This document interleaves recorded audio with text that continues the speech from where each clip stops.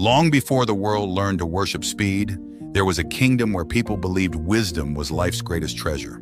In that kingdom lived a young royal scholar named Alexander, whose brilliance was admired by everyone who knew him.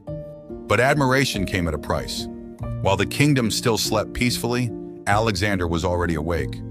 To him, every sunrise was another race against time, and every unfinished page felt like a step away from perfection.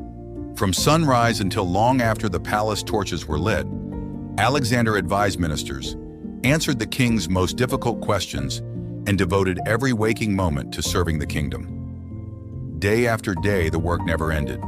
He skipped meals, ignored his own exhaustion, and measured his worth by how much he could accomplish before the sun disappeared. One quiet evening, after another exhausting day in the royal court, Alexander chose a different path home, one that led through an ancient forest he had never truly noticed before.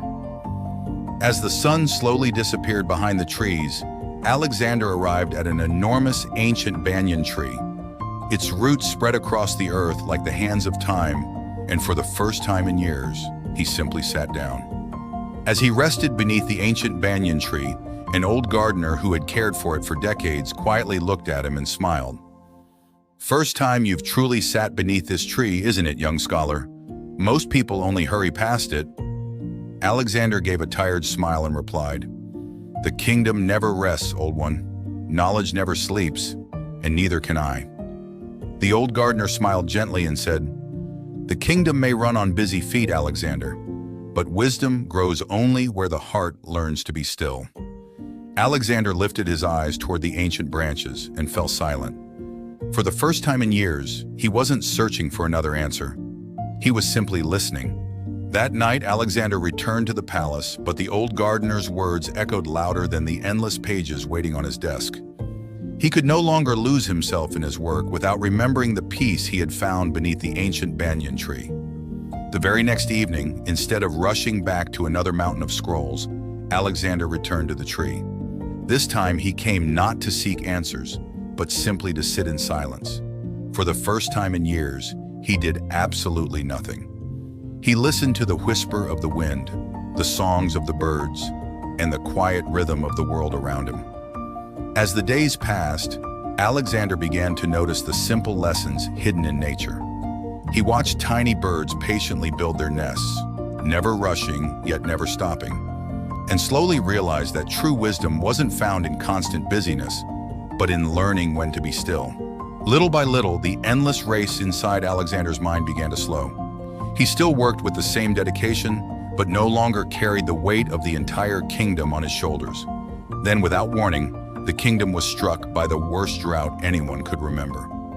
Rivers shrank, crops withered, and fear spread through every village.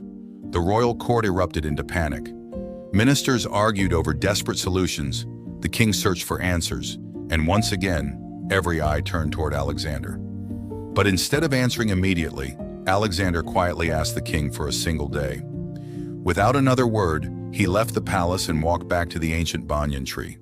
Beneath the ancient banyan tree, surrounded by silence once again, Alexander finally understood what everyone else had missed.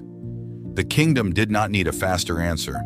It needed a wiser one. The next morning, Alexander returned to the royal court. There was no fear in his eyes, only the quiet confidence of a man who had finally learned to think with a peaceful mind. Standing before the king, Alexander spoke with quiet certainty. "Your Majesty, we cannot command the rain, but we can prepare for its absence. Let us build reservoirs, protect our forests, and use every drop of water wisely." The king trusted Alexander's vision. Across the kingdom, people worked together to build reservoirs, restore forests, and prepare for the future instead of fearing it. Slowly, hope began to return. Months passed, and the kingdom slowly came back to life. Rivers flowed once again, the fields turned green, and the people smiled with hope they had almost forgotten. Yet Alexander knew the greatest victory was not saving the kingdom. It was learning that a peaceful mind could see what a restless mind never could. One evening, the king walked beside Alexander through the royal gardens and asked, "Tell me, Alexander, what changed you?" Alexander smiled gently and looked toward the distant ancient banyan tree. "I stopped chasing every answer," he replied, and finally learned how to listen. Years later, Alexander returned to the ancient banyan tree with his young grandson. Sitting beneath the same branches that had once changed his own life, he smiled and said, "The greatest answers in life are not found by running faster. They are found by learning when to be still." The ancient banyan tree stood quietly, just as it always had. Kingdoms would rise and fall. Seasons would come and go. But its greatest gift was never its shade. It was the quiet reminder that sometimes the strongest step forward begins with a single moment of stillness. Thank you for watching The Silent Power You Left Behind. If this story touched your heart, please leave a like and subscribe for more inspiring stories. Until next time, take care, and never forget the power of a peaceful mind.